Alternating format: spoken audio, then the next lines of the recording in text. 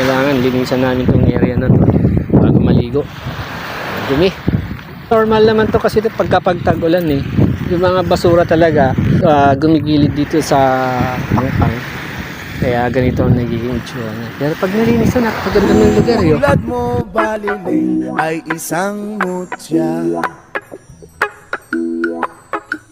Upelas na kay ningning anong ganda.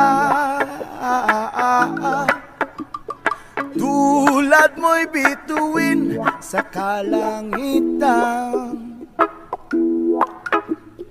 Tulad mo ay gintong kumikina. Yes! Yan, ganda oh. Dagat na. Kanina, puro basura. Okay, wala na. Sarap. Nice. Let's go.